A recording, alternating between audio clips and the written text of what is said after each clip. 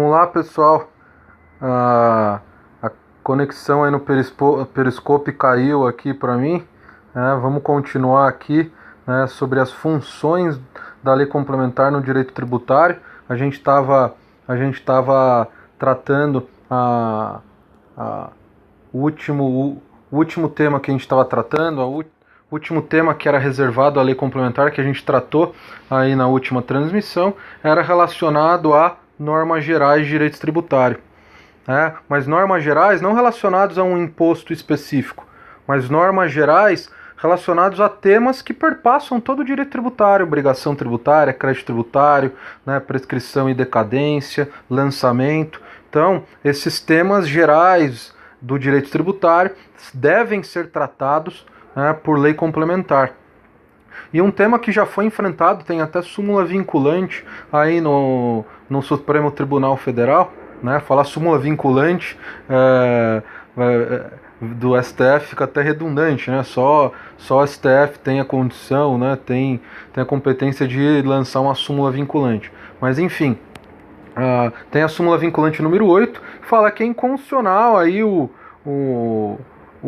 dispositivo lá da Lei 8.212, que prevê um prazo prescricional diferente daquele previsto, né, no CTN, né, prazo prescricional e decadencial aí para as contribuições previdenciárias de 10 anos. E aí o STF falou, é inconstitucional, por quê? Porque a Lei 8.212, que trata aí sobre contribuições previdenciárias, contribuições para a Seguridade Social, ela é uma lei ordinária. E o tema prescrição e o tema decadência deve ser tratado por lei complementar, porque é um tema geral do direito tributário. Então, o STF, aí na súmula vinculante número 8, considerou inconstitucional uma lei ordinária tratar de um tema reservado à lei complementar. Um outro tema que está lá na linha C, né, no artigo 146, inciso 3, a linha C, a gente estava tratando agora da linha B, normas gerais aí de direito tributário. Agora a linha C, que trata que uma lei complementar deve dispor sobre o adequado tratamento dos atos cooperativos praticados por uma sociedade cooperativa.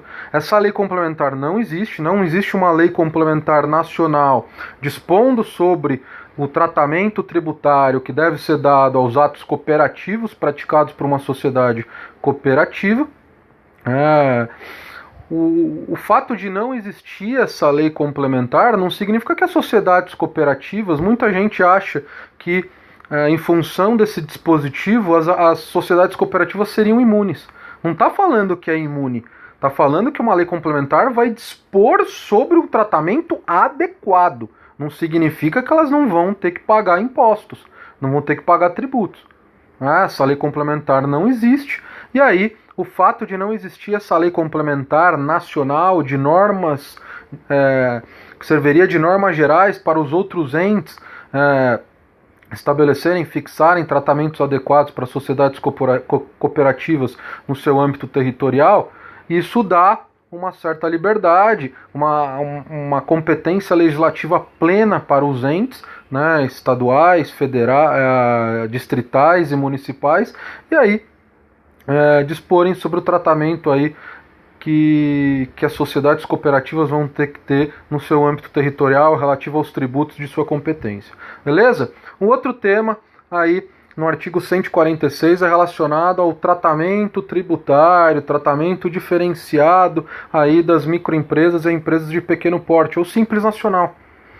O Simples Nacional, que além de tratar de um regime tributário diferenciado, que tem uma carga tributária diferenciada para as microempresas, empresas de pequeno porte, esse Estatuto Nacional das Microempresas e Empresas de Pequeno Porte, a Lei Complementar 123, além de tratar sobre o Simples Nacional, além de tratar sobre o aspecto tributário das microempresas e das EPPs, nas empresas de pequeno porte, elas tratam de outros temas previdenciários, temas relacionados à licitação, acesso à justiça, relacionado ao direito do trabalho, né? Inclusive o aspecto tributário, que a gente chama de Simples Nacional. Aí as empresas vão pagar vários tributos na sistemática do Simples Nacional de forma simplificada, com uma carga tributária favorecida bem menor do que fora do Simples Nacional. Vários tributos estão inseridos nessa sistemática, mas não significa que uma empresa inserida na sistemática do Simples Nacional não vá pagar tributos fora do Simples Nacional. Negativo, IPTU, IPVA, ITR, ICMS, substituição tributária, ISS retido na fonte, todos esses tributos, fundo de garantia, que não é tributo, mas está lá falando que as empresas, as microempresas e as empresas de pequeno porte vão pagar fundo de garantia fora do Simples Nacional. Quais tributos estariam inseridos no Simples Nacional? Só para vocês terem uma noção. Imposto de renda, pessoa jurídica, contribuição patronal, PIS/COFINS, IPI, ICMS, ISS, são os tributos que estão inseridos na sistemática do Simples Nacional. E aí, essas empresas que estão na sistemática do Simples Nacional, elas pagam todos esses tributos, quando cabíveis, através de um documento só, que a gente chama de documento de arrecadação do Simples. Não precisa preencher um documento de arrecadação para recolher cada um dos impostos, ok? Então, o tema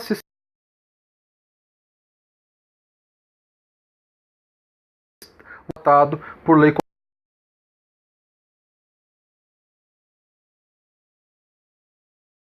complementar, deve ser opcional contribuinte, né?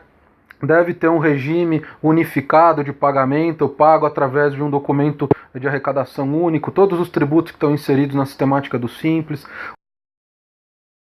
um cadastro entre os entes. Eu posso ter critérios, enquadramento dentro dos diferenciados, né? Tudo isso lá previsto no artigo 146. No artigo 146A, tem lá previsto um outro tema que é reservado à lei complementar. Dispor sobre critérios especiais de tributação, critérios específicos de tributação para prevenir, né, os desequilíbrios de concorrência. Ok? Prevenir os desequilíbrios de concorrência é um tema reservado à lei complementar. E todos esses temas que eu falei para vocês, que são reservados à lei complementar, não podem ser tratados por medida provisória. Não podem ser tratados por medida provisória. Lá no artigo 62, parágrafo 3º, eu não lembro do inciso, no artigo 62 da Constituição, que trata de medida provisória, está lá, tema reservado à lei complementar não pode ser tratado por medida provisória. O que eu posso tratar por medida provisória são temas. Se o tema é complementar, não pode ser tratado por medida provisória. Esses são os principais temas, né, reservados à lei complementar. Existem outros? Existem, como por exemplo, o que eu chamo de quarteto fantástico. São os quatro tributos que podem ser instituídos por lei complementar. Quais são os 4 tributos que devem ser instituídos por lei complementar? Porque a regra é instituir um determinado tributo por lei ordinária, mas há 4 exceções, que são 4 tributos que devem ser instituídos por lei complementar: imposto sobre grandes fortunas, empréstimo compulsório, impostos residuais e contribuições sociais para a Seguridade Social residuais. Tá? São os 4 tipos de tributos que devem ser tratados, devem ser instituídos por lei complementar. Os outros temas reservados à lei complementar. A gente já fez uma transmissão hoje sobre os temas reservados. Fixar a alíquota máxima e mínima, instituição do ISS,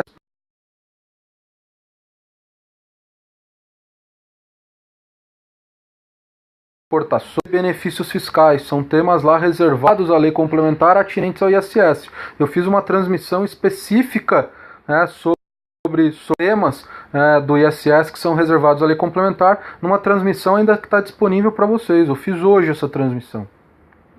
Lá no artigo 155, parágrafo do inciso 12, tem lá os temas reservados à lei complementar relativos ao ICMS, Imposto Estadual. Aí vocês dão uma lida lá, os princípios de substituição tributária,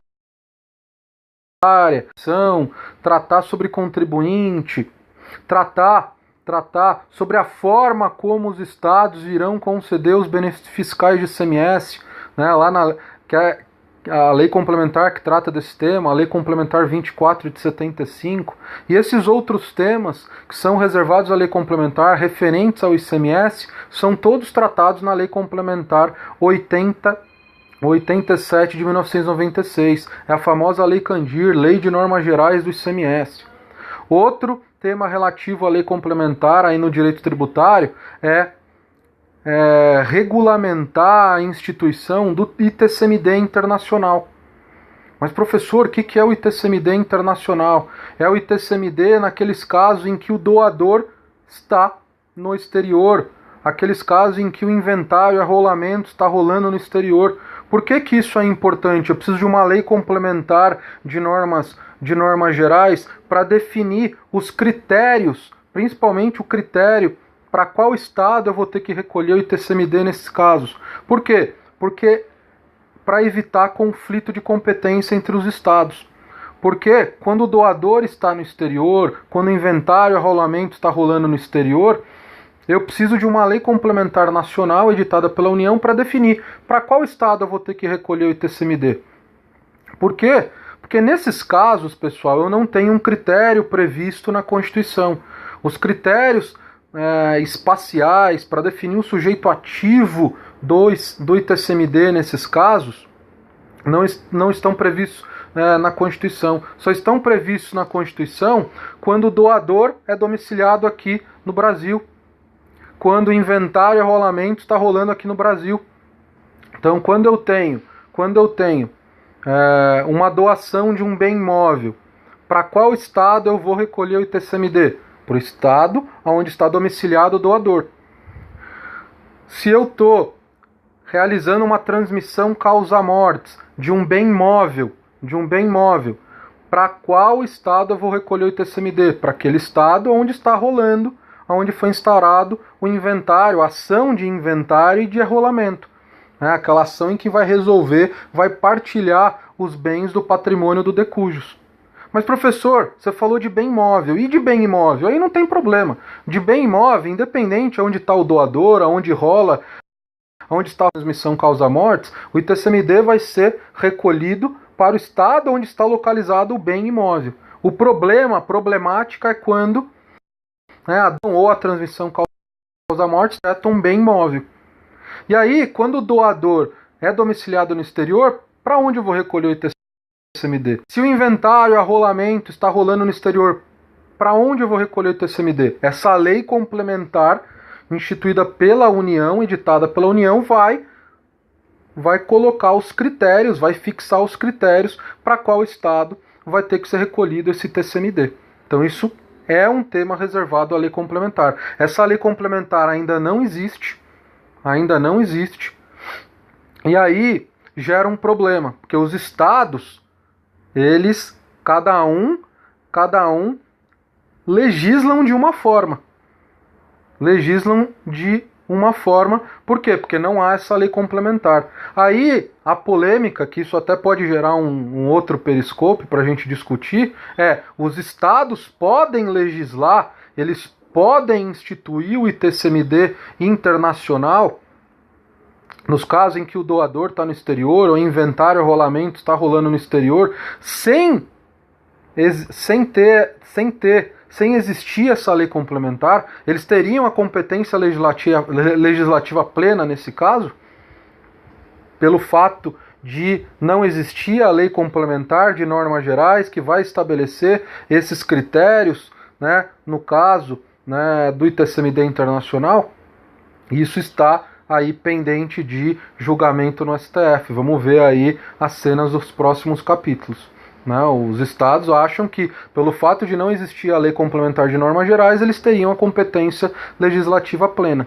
Mas o fato de eles, cada estado, legislarem de forma plena, cada um legisla de uma forma, e isso gera muito conflito de competência. Às vezes pode existir de 2, 3 estados cobrarem o ITCMD sobre a mesma transmissão, a mesma doação, a mesma transmissão causa mortes. Isso gera problema. Então isso está pendente de julgamento aí no STF. Ok? Um outro tema aí no direito tributário que é reservado à lei complementar é a conceituação, a definição de valor adicionado para fim de repartição de competência, para repartição de receita de ICMS dos estados entre os estados e municípios.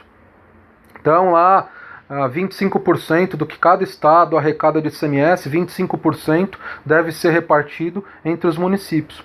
E no mínimo 3/4 desses 25% devem ser repartidos entre os municípios adotando o critério do valor adicionado. Mas o que é valor adicionado? Eu vou precisar definir isso em uma lei complementar de normas gerais editadas pela União. Essa lei existe, a Lei Complementar 63 de 1991, que conceitua valor adicionado para fins de repartição da receita de ICMS estados para os municípios, aqueles 25% lá. E o outro 1/4, até 1/4 desses 25%, como que eles vão ser repartidos? Aí cada estado decide, tem a discricionariedade para editar uma lei ordinária estadual, aí não é uma lei complementar nacional, uma lei ordinária estadual, que cada estado vai definir os critérios que acham mais convenientes, mais adequados para repartir esses outros 1/4 dos 25% que eles devem repartir aí para os municípios, aí a título de ICMS.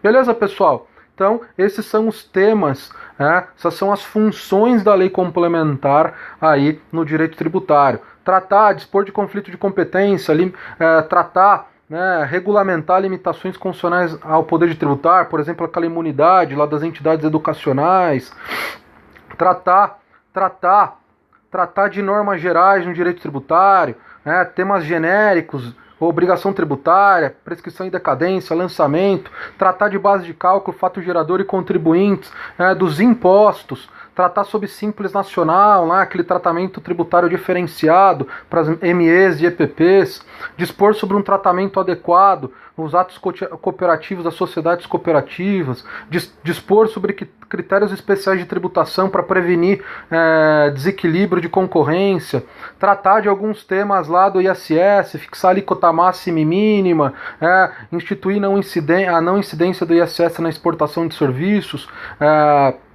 regular a forma como os benefícios fiscais de ISS serão concedidos pelos municípios, alguns temas lá de ICMS, compensação, substituição tributária, base de cálculo, contribuintes, como os estados irão conceder benefícios fiscais de ICMS, lá na Lei Complementar 24, que regula esse processo, o ITCMD internacional, quando o doador estiver domiciliado no exterior, ou o inventário, arrolamento estiver rolando no exterior, para conceituar o valor adicionado para fim de repartição aí das receitas de ICMS, lá, aquele até 1/4 dos 25% que os estados devem repartir aí entre os municípios do seu território. Então essas são as funções da lei complementar no direito tributário. Beleza? Isso despenca em prova toda hora é cobrado em prova. E além desses temas, aquele quarteto fantástico, os tributos que devem ser instituídos por lei complementar. IGF, Imposto sobre Grandes Fortunas, Contribuição para a Seguridade Social Residual, Imposto Residual e Empréstimo Compulsório. Todos esses tributos devem ser instituídos mediante lei complementar. E todos esses temas que são reservados à lei complementar não podem ser tratados por medida provisória. Beleza, pessoal? Então, espero que vocês tenham gostado aí da transmissão. Esse é um tema importantíssimo, sempre cai em prova, então fiquem atentos. Lei complementar no direito tributário. Podem tratar? Não podem tratar de tema reservado à lei complementar. Apesar de lá no artigo 98 do CTN falar que os tratados internacionais, dar a impressão que os tratados internacionais têm um status supralegal acima da lei ordinária e lei complementar, hoje, atualmente, a jurisprudência do STF é que os tratados internacionais em matéria tributária, aqui eu não estou falando em direitos humanos não, estou falando tratados internacionais em matéria tributária, ele tem o status de lei ordinária. né, eles são internalizados no nosso ordenamento jurídico interno como lei ordinária. Então, se ele é uma lei, beleza? Essa é a jurisprudência, faz um periscope essa questão dos tratados internacionais em matéria tributária e o artigo 98 do CTN. Beleza, pessoal? É isso daí. Espero que vocês tenham gostado, né? Espero que essa transmissão tenha sido útil aí para vocês. Estão aí às vésperas da virada de um ano. Grande abraço aí para Presidente Prudente, São Paulo. Abraço aí a todos que aí às vésperas da virada do ano estamos aí discutindo temas importantes de direito tributário. Pessoal, provavelmente ainda eu vou fazer hoje uma transmissão tratando sobre progressividade em impostos reais. Hoje eu fiz essas 4 transmissões, provavelmente amanhã eu não vou conseguir fazer nenhuma transmissão. Eu estou indo viajar aí para passar meu ano novo, dar uma descansada aí numa cidade no sul de Minas. Não sei se lá a internet vai ser